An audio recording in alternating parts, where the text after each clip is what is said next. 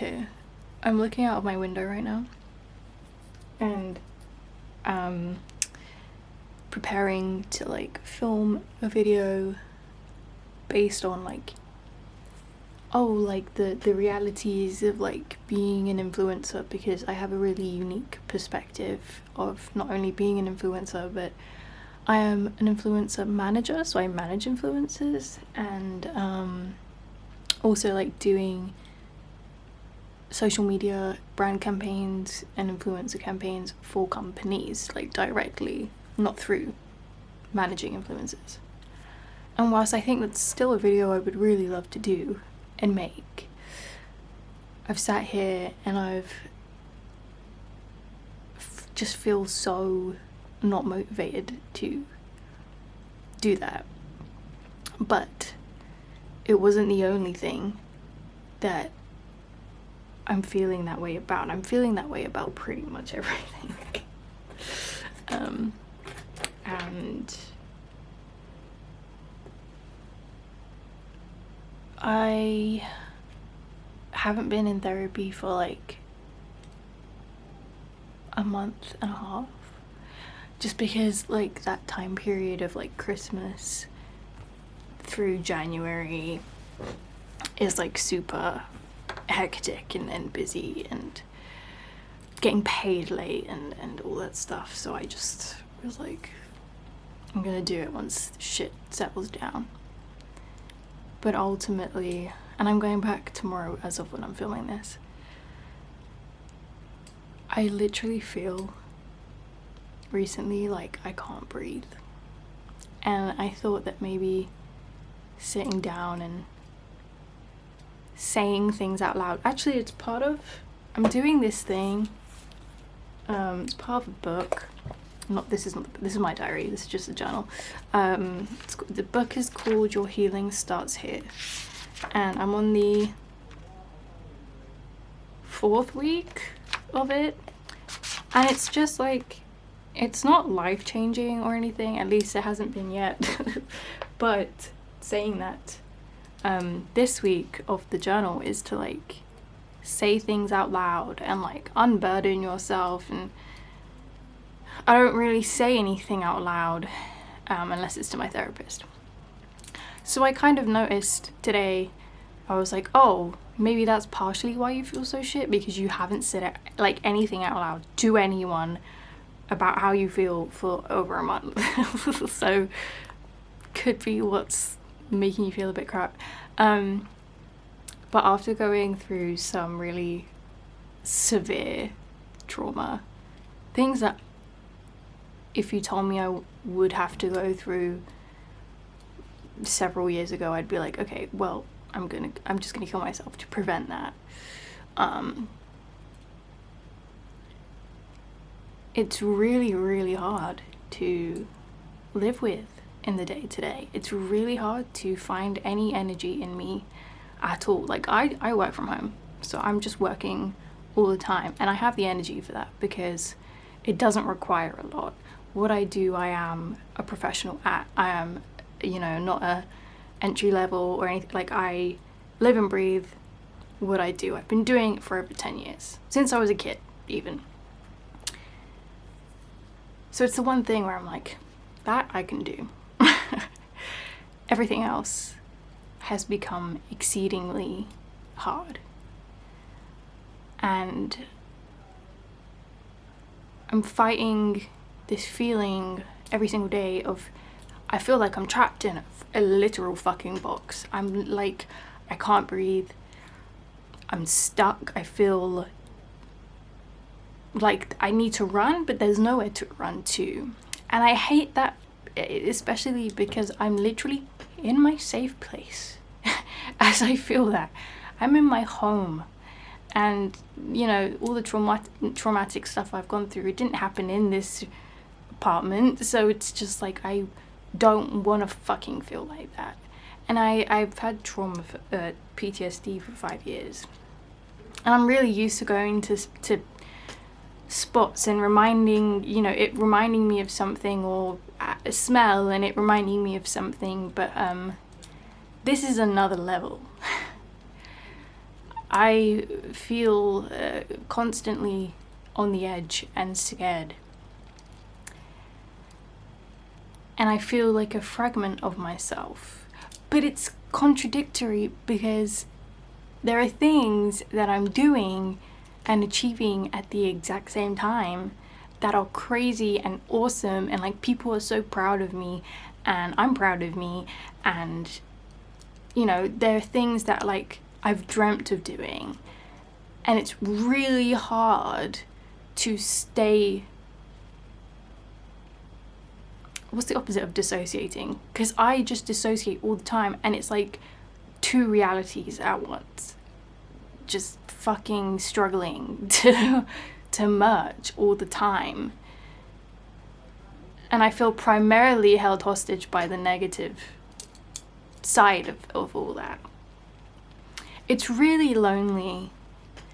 And I also struggle with that because I know that I have people who love me and I love them and they support me, but it is very, very lonely because no one is in your shoes, so they don't really know what to say or do. And to be fair, I don't really know what they could say or do that would really help. And that's what's hard, because I can't just say, okay, actually do this and then we'll be fine. It doesn't work like that, and if it did, it'd be such a different story. And I think it's also hard with the state of the world, which is why I did like a recent video where I was just kind of giving a message to people about, you know, the state of the world is fucking scary, and implements a different kind of fear and sadness into people, especially when it's so intense as it is right now, you know, one thing after another. I really like to kind of count the wins of each day in the world rather than the negatives. I always talk about the negatives because my platform is like for that, like that's who I am, that's what I care about. But like, you know, it literally, like, not joking, like raised my spirits the other day when I was like, Luigi Mangione can't be tested for death penalty. I was like, yes. Hope and faith. So there's that, I guess. Yeah, I haven't done one of these in a while, and I'm struggling with that because there's a version of me who used to do these quite often for years, and she was really sad all the time, and I don't want to be that person anymore, and I don't feel like I'm that person anymore, but I also feel really sad all the time.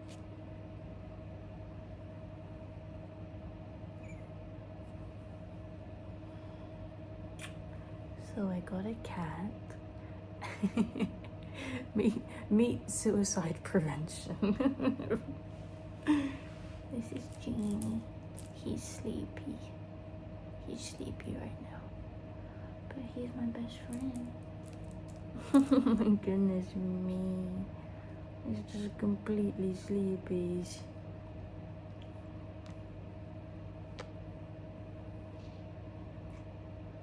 I want to talk about him, but he's so cute. Oh, baby.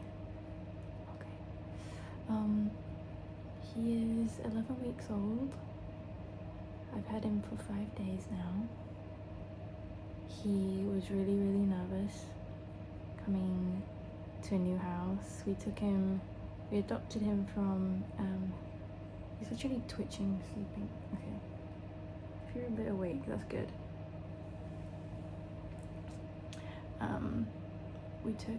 We adopted him from his mama, and she had like 6 kittens, and yeah, he wasn't the first to go. The owner couldn't obviously look after 7 to 8 cats. Baby, look at him right now. He's so cute. Oh my little shit. He's so cute. So it took a while for him to adapt. couple days. But then, and the first few nights I was really struggling because I went 72 hours with no sleep because I let him sleep in my room, because he immediately showed some sort of like connection to me, especially when there were loads of other people around. He's an indoor cat, but yeah, he got really excited, really jumpy, and like scratched my eye whilst I was sleeping at some point, just because he was playing. And at night I'm pretty sure he's used to playing with his siblings, but I couldn't do it because I literally was really sleep deprived. So we've moved him into the bathroom, which is where we are now. I was going to play with him to tire him out some more, but I don't want to wake him up if he's already really sleepy. So I'm just gonna let him sleep, and hopefully he'll sleep through the night. He sleeps for a really long time, but at the same time plays for a really long time. Like he's kind of obsessed with both. So then the sleeping thing is good. He really quickly adapted to the bathroom. He has a bed, he has his food, his little tray, like literally everything in here that he could have, apart from toys at night, because I don't want him to get too awake. He's so cute. But the past 2 days in the mornings, he's been pooping and peeing in other rooms, even though he is litter trained. And like I've seen him go several times, both poo and pee, in the litter tray. So I know he's trained. So it's a thing of like, I think, dominance and like marking his territory. But we were trying a new, he did that today as well, like he peed and we got him before he could poo. Which is stressing me out. I think it's not a thing of like I'm angry at him by any means. It's more like, is he okay? Is he anxious? Because the thing is when he does it, he's really happy, he's playing, he's hyper, he's purring really loud. So I'm like, okay, what is it? And just after some research, it seems, you know, environment change and the dominance thing. He's about to be 3 months old next week, so it's kind of a thing of like, once he's kind of 4 months and neutered, that kind of dominance, that male dominance, will kind of disappear a little bit and mellow. And give me a kiss, give me a kiss. He's so cute. But if this is a fraction of what parents feel, because the myriad of emotions I've been having is insane. I'm so stressed because I'm worried all the time. I'm anxious all the time of like, is he okay? You know, how is he doing? Is he gonna do this? Is he gonna do that? And even though I've had cats before, I've never had them from this young. And also his personality is really different to the 3 cats that I had. 2 of them were super mellow, independent, didn't give a fuck about anyone, barely got the zoomies, to be honest. And the first one was really affectionate, which he is really affectionate, and that was Albie, my black cat as well. But he was really chill. Again, very independent, but way more affectionate, and also so gluttonous, like he would eat anything, whereas Genie, this little baby here, kind of doesn't really have that gluttonous thing that most cats have. So yeah, it's a personality difference and change that I'm not used to, which is fine because he's a cute baby. He's my baby. So yeah, we're starting a thing tomorrow of like teaching him that he's not allowed to leave the bathroom in the morning, because he gets way too excited and pees and poos, until he's peed and pooed in his litter box, and then he can come out, and he gets praised and loved and, you know, whatever. as soon as he does that. But I'm having to, like, even though he knows where the bathroom is, he's walked in here from other rooms, you know.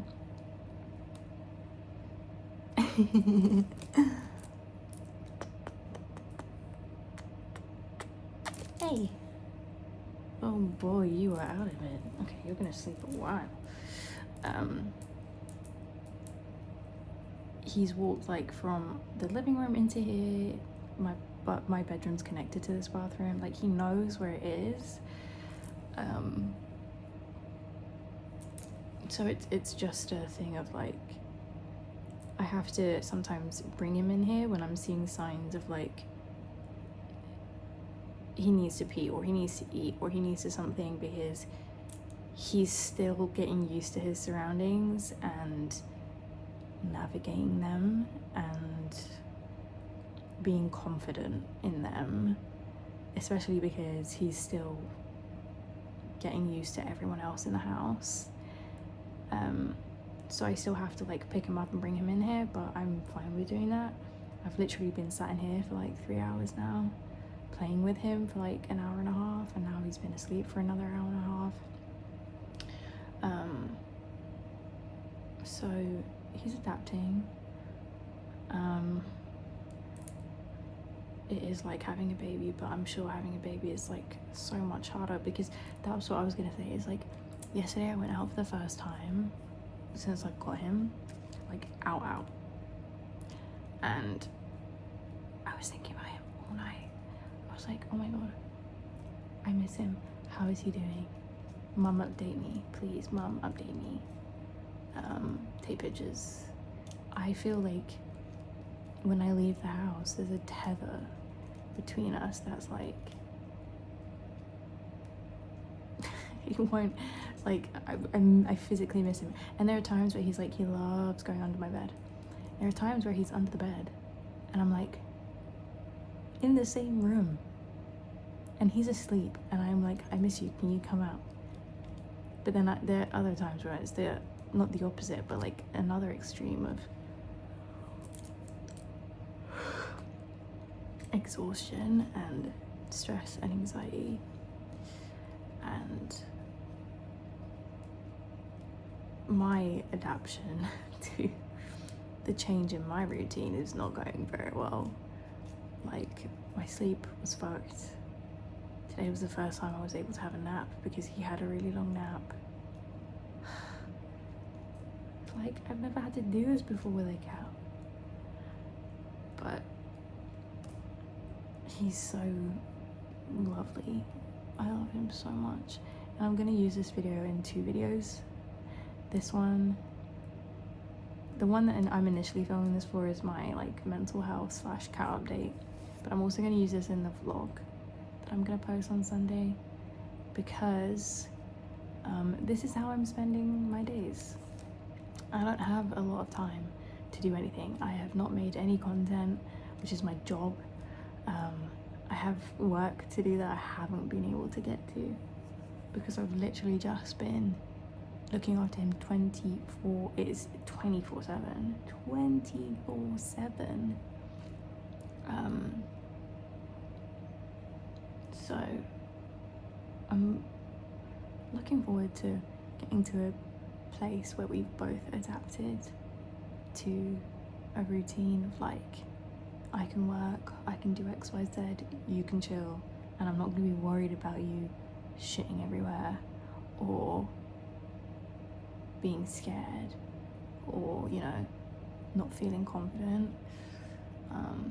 which will probably take a couple weeks, which is fine because it's going so fast. Like, it's Friday tomorrow and I don't remember anything that's happened this week other than anything to do with Genie. So there's that. And I wanted to give some context behind his name. If you know me, you know the lore of Bob's Burgers. I have a Bob's Burgers tattoo, but I didn't get a tattoo of Gene, even though he's one of the main characters, because my family have this inside joke that we are the Bob's Burgers family. I'm Tina, my sister is Louise, my dad is Bob, my mum is Linda. We didn't have a Gene. And I inquired about so many cats to the point where I literally had my account suspended on Pets for Home, because I was like inquiring every couple of minutes, no exaggeration.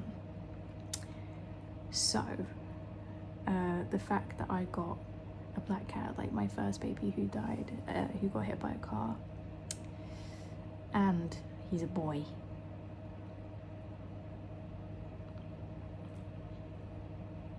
It was meant to be. So my sister decided to call him Genie, and I love it. And I call him Genie, Bobini, Fofini, Tobini. So that's the reasoning behind his name. And then also, like, the reason I wanted to put this in the mental health video is because part of me struggling was I had one cat died, Albie. Then with the same boyfriend at the time, I had 2 cats, and then we broke up. Totally good terms, like no bad beef, nothing. So I still, like, you know, it wasn't like they got torn away from me or anything, but obviously they live with him because they were his cats.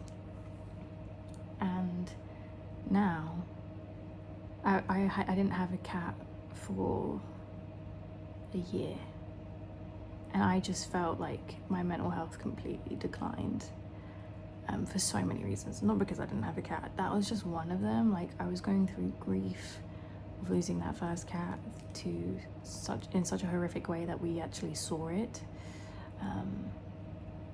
and just so many other things in my life going on in general, and so much trauma. And obviously, like, if you know the science behind trauma, pets are therapy, and I do feel like he's already changed my life, but not in like a dramatic sense, but in the sense of like he's pulled me out of a routine. Like right now I'd be feeling so depressed, sat in my room spiraling, overthinking, or even just ruminating on things that I'm unhappy about, and I'm not. I'm sat here cradling a sleepy baby.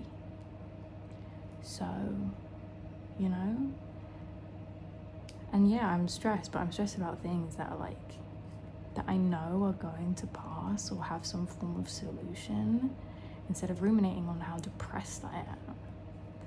So that's why I wanted to add it to the mental health video, because he is literally everything I wanted. At the beginning of this year, I didn't do anything like New Year's resolutions. I wrote one thing. I have it in my diary, my new diary that I started this year. January 1st, one thing I want this year, a cat. And I got you, Genie Bobini. And I got you, Genie Bobini. Ooh, you stink like your food.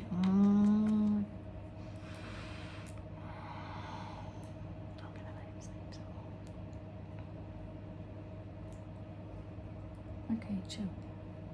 What are you doing? What are you doing? Why are you sleeping like a freak? Come, just lie here.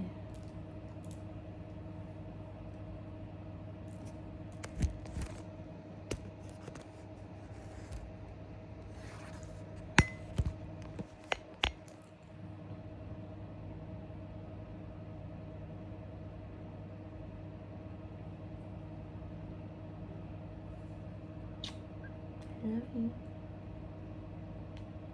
I love you.